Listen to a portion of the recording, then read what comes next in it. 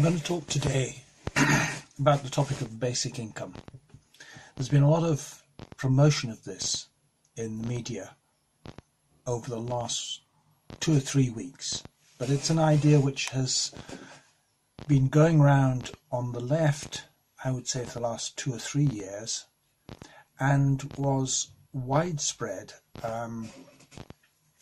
in theoretical economics at the time I was doing my degree in the 1970s. At that time it was associated with right-wing economists like Hayek and Milton Friedman. They called it negative income tax, and the reason why they advocated it was that they felt that unemployment benefits were holding wages too high. If there's an unemployment benefit paid, nobody's going to be willing to work for less than the unemployment benefit. And that meant that employers who were offering low wages couldn't get people to take them on. People would rather stay on unemployment benefit than dreadfully low wages. So their scheme was, suppose that in order to get someone to work, you have to pay 50% more than the unemployment benefit to make it worth their while. Why not just pay the unemployment benefit to everybody? And then it would be possible to pay only half the unemployment benefit as a wage, and we'd still get people to come to work for us. So the scheme was basically one of how to lower the base level of wages down to below the unemployment benefit. To do that, the idea is you pay everyone the benefit, whether they are employed or unemployed, and then you can get low wage jobs filled. Now, it was called negative income tax because the idea was that if you were earning above a certain threshold, you would be taxed. If you're earning below that threshold, the tax authorities would pay you money. And Gordon Brown was a follower of this theory, and a form of it was introduced in the family tax credits. But a predictable result of that kind of policy is that it results in employers for low skilled jobs pushing down the level of wages to below the subsistence minimum. They can get away with paying less wages than people could survive on and rely on the government to subsidize the difference. And this was happening with the big supermarket chains when Gordon Brown had family tax credit there. If it was introduced across the economy as a whole, as a general principle, the net effect would be to lower the base level of wages. And what's the effect of low wages? It's to encourage economic backwardness. Because if wages are low, it doesn't pay to invest heavily in new plant and equipment. And without new plant and equipment, productivity doesn't rise, and therefore the basic output of the economy doesn't advance. In more recent years, the argument for a basic income has been put forward by some on the left who say robots are taking people's jobs. There's going to be no jobs left unless we pay people to do nothing. So we should pay everyone a basic income, otherwise people won't be able to survive because there'll be no jobs.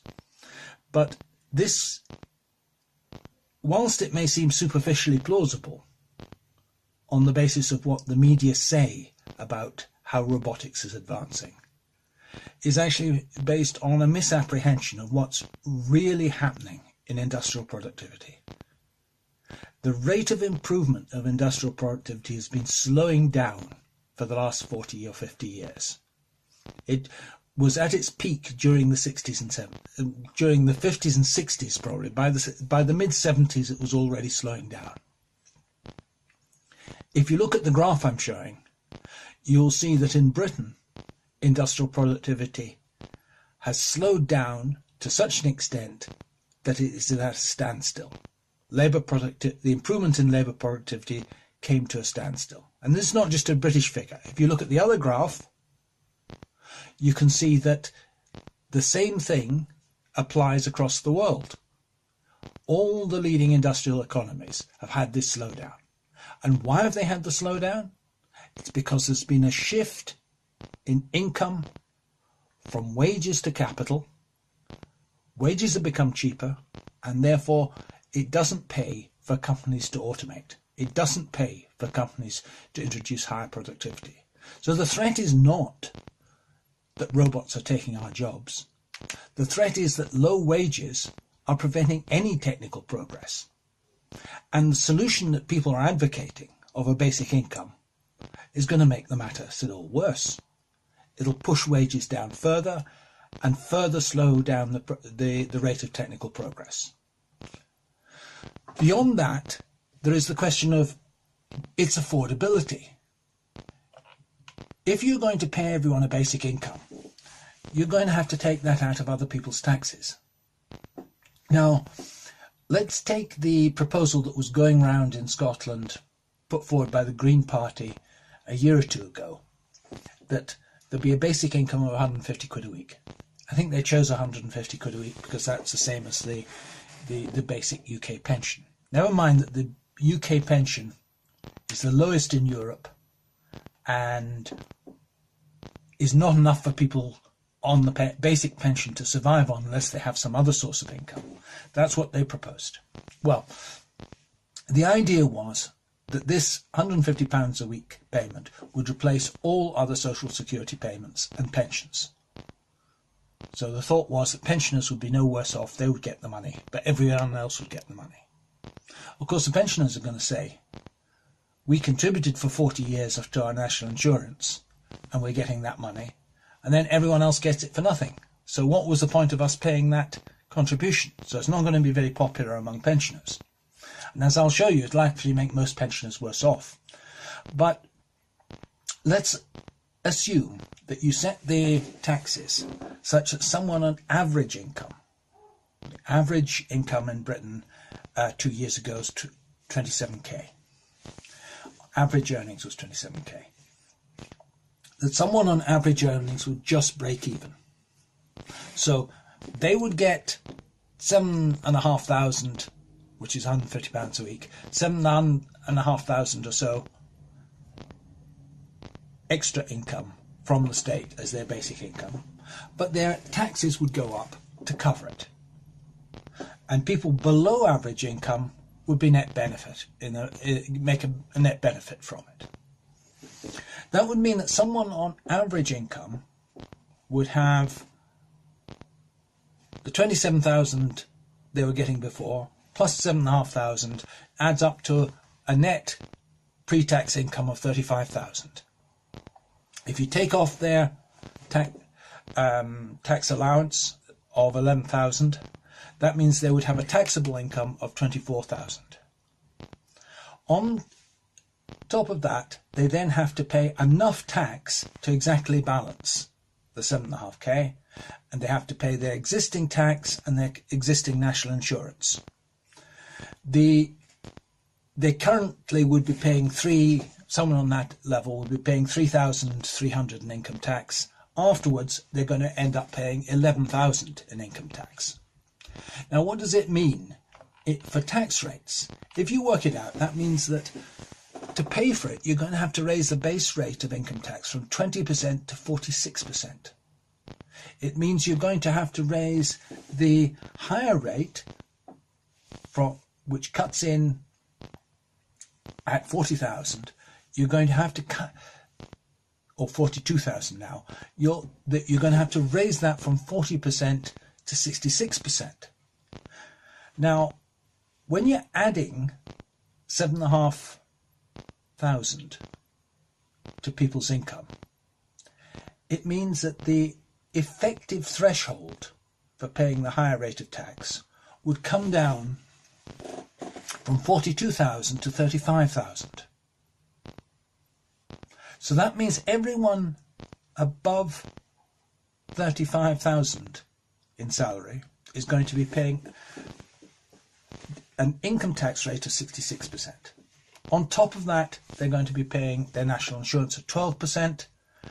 So the net effect just of balancing out the wages for someone on average income is that the base rate of tax plus national insurance is going to go up to 58%. And then anyone earning more than 35,000 is going to be paying a rate of 78%. Now, that is just talking about redistributing the basic income between people who are in employment. Once you take into account that the basic income is going to be paid to people who are not in employment, I'm not going to go through all the details of the calculation, they're presented on my blog, but you find out that in the end, anyone the new base rate of income tax has to be raised to 77% once you start factoring in the payments that are going to people who are currently unemployed, currently not working, but not registered on the unemployment register, etc. And the effective rate for people earning more than 35,000 is going to rise to about 90%. Now, is that going to be acceptable? I very much doubt it. My calculations are that for people to be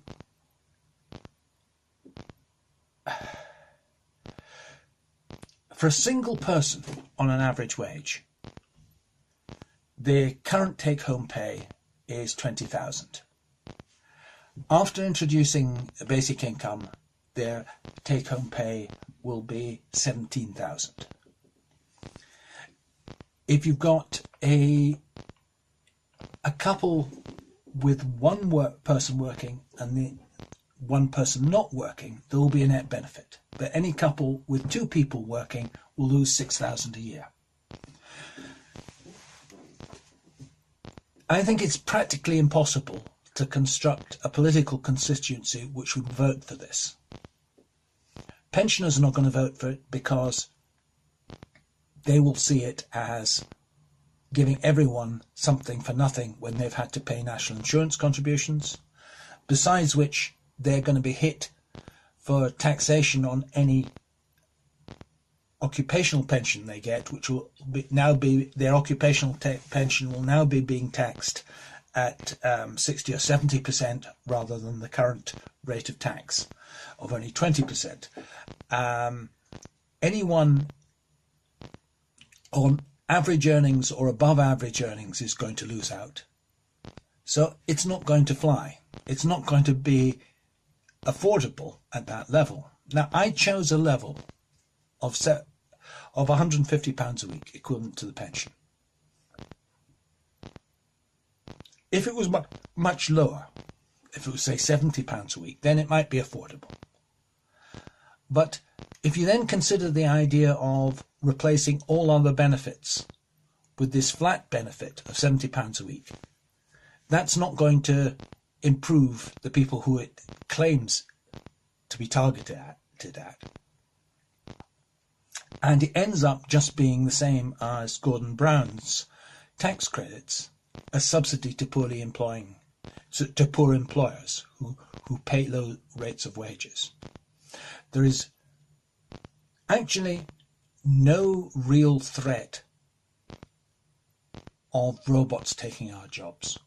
We are supposed to believe, on the one hand, that robots are taking our jobs and everyone is going to be unemployed. Yet, on the other hand, the economy is so short of labour that it'll fall to pieces if EU immigration is cut off. We're not